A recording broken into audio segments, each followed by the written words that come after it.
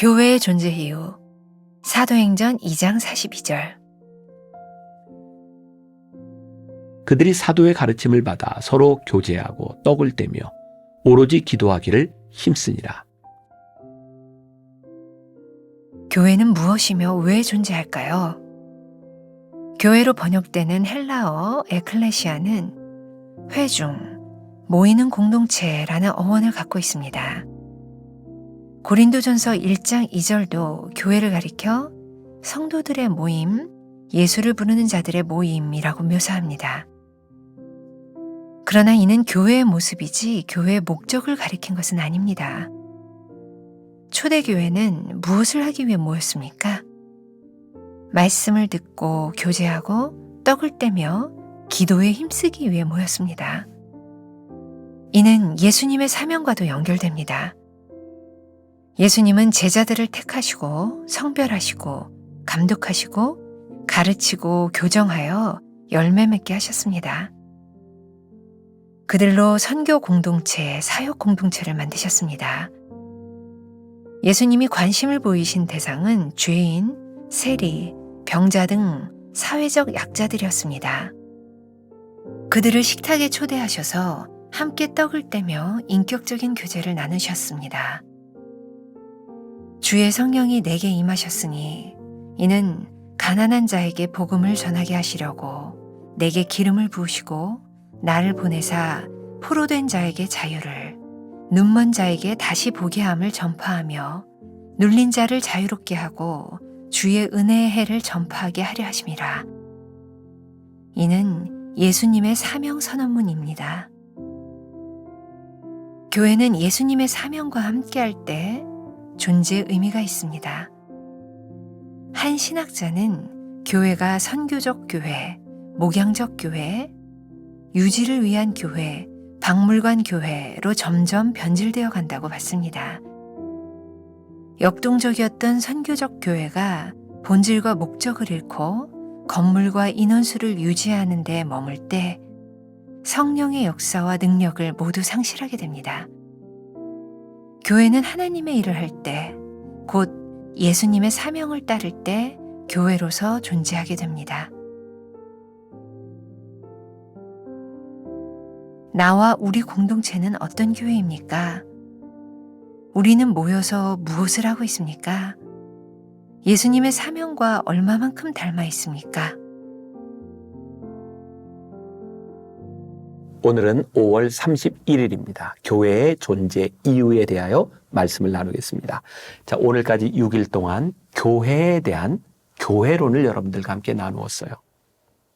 교회는 우리가 세운 것이 아니라 하나님께서 이 땅 위에 세워주셨으니 교회가 무엇인지, 교회 안에서 우리는 무엇을 해야 하는지, 어떤 존재로 살아가는지를 알아야 우리들의 교회 공동체에 있어야 되는 이유가 분명하지 않을까요?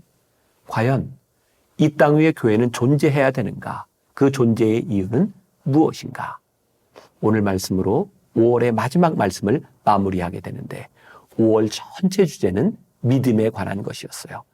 이 믿음에 대한 주제 마지막에 교회라고 하는 존재 이유, 그것이 바로 우리로 하여금 믿음 생활을 하게 하지 않을까요? 자, 오늘 이 말씀에 들어가기에 앞서서 제가 한 가지 이야기를 읽어드리려고 하는데 지금 가고 있어 라고 하는 책에 이요셉이라는 분이 써놓았던 글을 읽어드릴 텐데 교회의 존재 이유에 대하여 생각하며 한번 들어보면 좋을 것 같아요. 일찍 결혼한 나는 20대 초중반의 나이에 서울 한 교회에 전임 전도사로 부르심을 받았다. 청소년부와 청년부, 예배팀과 그 밖의 교회 행정을 감당하면서 교회의 많은 일들을 도맡아 하게 되었다. 최선을 다해 섬기다 보니 나름 교회 공동체에서 인정받고 칭찬받는 사역자가 되어 있었다. 그러던 어느 날 새벽 시간에 교회에 잠긴 문을 따고 들어와 본당에서 술 파티를 벌이고 잠이 든 가출 청소년들과 지하 주차장에 모여 담배를 피우는 지역의 위기 청소년들을 만나게 되었다. 일주일에 서너 번은 교회 문을 따고 들어와 술판을 벌이고는 서로 부둥켜 안고 자고 있는 아이들, 시도 때도 없이 지하 주차장에서 담배를 피워대 아무리 치워도 산처럼 쌓이는 담배꽁초와 불법으로 주차된 오토바이들, 그리고 그것을 언짢게 여기며 나를 닥달하시는 어른들, 그 사이에서 나는 무엇이 옳은 것인지, 교회는 이들에게 어떤 의미로 다가가야 하는지 참 많이 고민했다. 처음에는 교회를 지키려는 목적으로 아이들을 내쫓고, 교회 문의 비밀번호를 바꾸고, 자물쇠도 여러 개 채워 더 단단히 문을 걸어 잠갔다. 아이들이 담배를 많이 피우는 계단 및 어두컴컴한 창고 입구는 철창으로 막고, 지하 주차장에도 자동 셔터문을 달아 교인이 아닌 사람들은 들어오지 못하게 했다. 그렇게 철저히 방어를 하면서 교인들만을 위한 교회를 만들어가고 있었다. 그러던 어느 날 신방을 마치고 돌아오는 차 안에서 교회를 바라보는데 그 모습이 흡사 감옥처럼 보였다. 철창과 자물쇠, 자동 셔터문으로 굳게 닫힌 모습을 보니 마치 주님이 감옥에 갇혀 계신 기분이 들었다. 과연 복음의 능력이란 무엇인가? 교회에 속한 교인들만이 누릴 수 있는 일종의 특권 같은 것인가?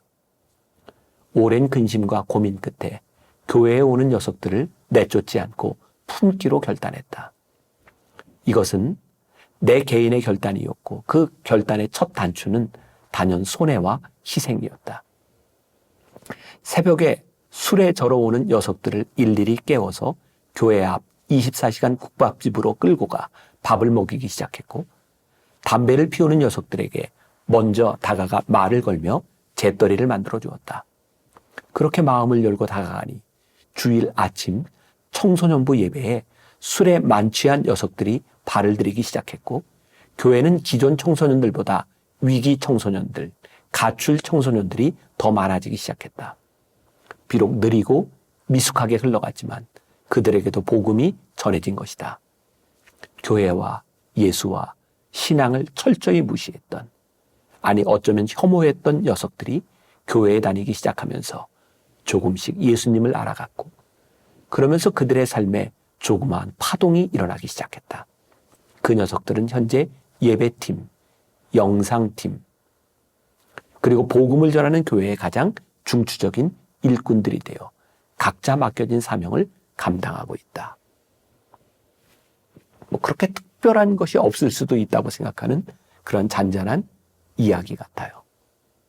그런데 오늘 우리들에게 교회는 무엇이며 왜 존재해야 하는지에 대한 물음을 이 이야기를 통하여 분명히 전해주고 있는 것 같아요. 초대교회 공동체가 모인 이유는 그들을 위해서, 그들만을 위해서 기도하고 말씀을 나누고 떡을 뗀 것이 아니라 그들이 모여서 떡을 떼고 기도한 이유가 있었던 거예요. 세상 사람들의 필요를 따라 나누어 주기 시작하고 그들이 하나님을 예배하기 시작했을 때 사람들에게 칭송을 받았다고 되어 있어요. 교회의 가장 명확한 존재 이유는 예수님의 사명과 연결될 때 교회의 존재 이유를 우리들이 발견하게 되는 것이죠.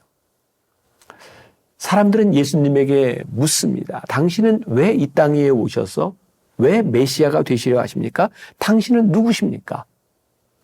누가복음 4장 18절에서 19절에 예수님의 사명 선언문이 나오고 있죠.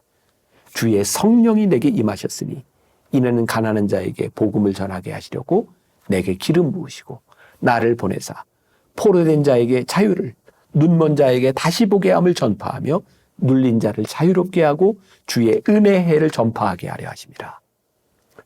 우리가 예수님을 믿는 사람들이라면 예수님의 사명 선언문이 교회의 사명과 연결되어야 하지 않을까요? 오늘 저부터 이런 말을 할 자격이 있는가라는 생각이 들어요. 우리 이요셉 아마 목사님이 쓴 글 가운데 불현듯 밖에서 교회를 보니 교회가 감옥처럼 느껴지는 것, 교회의 문을 걸어 잠그고 세상 사람들이 들어올 수 없는 예수님을 감옥 안에 가둔 것처럼 교회가 되어 있다면 그것은 교회의 본질과 교회의 존재 이유와 교회의 사명을 잃어버리고 있는 것은 아닐까. 우리에게 교회의 존재의 이유가 분명해진다면 우리들이 교회를 다녀야 되는 이유도 분명해지고 우리가 교회에서 해야 되는 일이 무엇인지도 분명해지지 않을까요? 오늘 우리들에게 주는 도전, 교회의 존재 이유는 우리들의 사명이 무엇인지도 바라보게 하는 것이죠. 교회는 예수님의 사명과 함께할 때만 존재의 이유가 있다. 어제 말씀과 연결해서 본다면 어느 날 보니 우리 교회 공동체가 종교 공동체가 되어서 하나님과 별개의 존재가 되어 있다면 더 이상 교회는 이 땅 위에 존재할 이유가 없을 것이다. 왜? 예수님께서 이 땅 위에 오셔서 성전에서 물건 파는 자들의 그 판을 뒤엎으시고 채찍질을 하셨고 바리새인들과 사두개인들과 율법학자들을 향하여 이 회칠한 무덤, 독사의 자식들이라고 말씀하셨으니 오늘 우리 교회가 이 존재의 이유를 잃어버리고 우리가 종교 공동체로 변질되어 있다면 예수님은 우리들에게 똑같은 말씀을 하실 수 있다는 생각이 들어요. 우리를 교회로 부르신 하나님 앞에서 교회 존재의 이유를 깊이 생각하는 하루가 되었으면 좋겠다.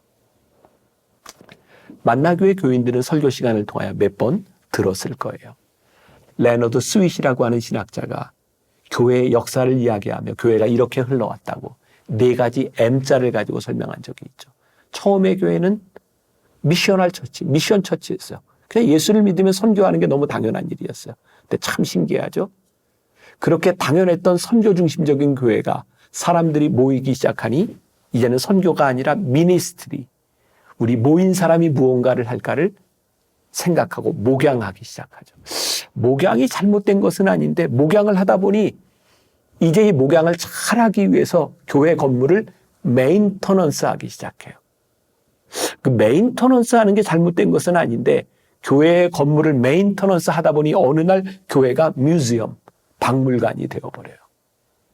교회가 사명을 잃어버리고 교회 공동체 구성원들을 돌보는 것이 존재 이유가 되고 그 사람들을 잘 돌보기 위하여 교회 건물을 메인터넌스 하는 것이 교회의 주된 사명이 되기 시작할 때 어느 날 교회는 이 땅 위에 박물관으로 존재할 수밖에 없을지도 몰라요.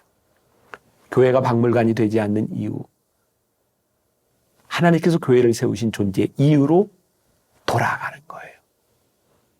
오늘 이 땅 위에 있는 모든 교회가 건물을 가지고 있는 것이 잘못된 것이 아니에요.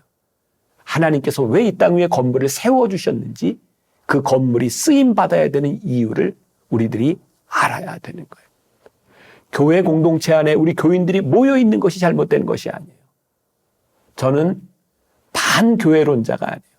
중요한 것은 하나님께서 그 교회 공동체 안에 그 교회 건물 안에 왜 사람들을 모아주셨는지 그 이유를 알 때 교회의 존재의 이유가 분명해지는 것이죠.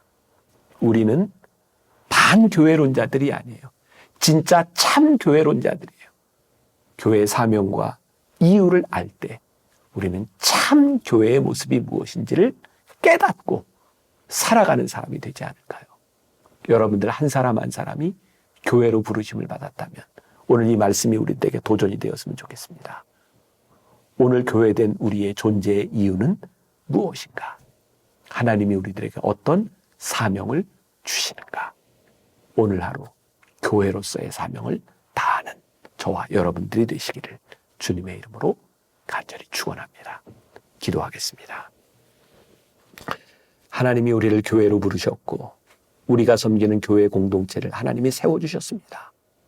왜? 무엇 때문에 우리를 부르시고 세워주셨는지 그 이유를 깊이 묵상하며 존재에 합당한 사명자로 하루를 살아가며 승리하는 날이 되게 하여 주옵소서. 예수님의 이름으로 기도했습니다. 아멘.